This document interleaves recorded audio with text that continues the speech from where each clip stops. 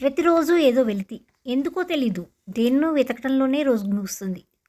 చాలా విషయాలు తెలుసుకున్నా ఇంకా ఏదో తెలియని ఇది మిగిలే ఉందనిపిస్తుంది. అందుకేనేమో జ్ఞానం సముద్రం లాంటిది అంటారు. ఎంత నేర్చుకున్నా ఇంకా మిగిలే ఉంటుంది. అది చనిపోయే వరకు కూడా కావచ్చు. తెలుసుకున్న దాంట్లో ఎంతో నేర్చుకోవాలంటుంది. కానీ అన్నీ సాధ్యం కావట్లేదు. కారణాలు వెతుకుతున్నానని కాదు. ఆ కారణాలే అడ్డంకి అనిపిస్తుంది చాలాసార్లు. కానీ మనసుని అధీనంలో ఉంచుకుంటే సాధ్యమంటారు.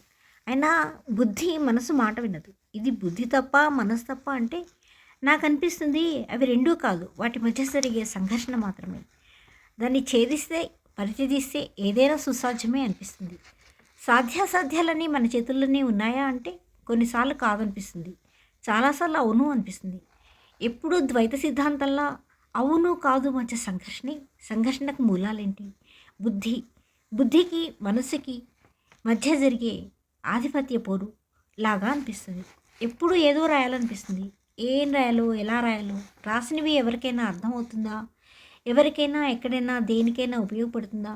నాతో సహా వేకువనే బ్రహ్మీ ముహూర్తంలో లేవటం అలవాటైపోయింది. ఒకప్పుడు ఉదయం 7 గంటలకు 8 గంటలకు లేచే నేను ఇలా లేవటంతో కొంత నాకే ఆశ్చర్యంగా ఉన్నా అప్పుడు ఆ ఒంటరితనంలో ఉండే అనుభూతే వేరనిపిస్తుంది.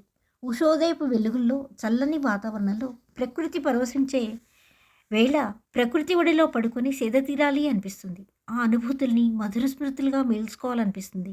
బహుశా మిగిలి ఉంటాయనిపిస్తుంది.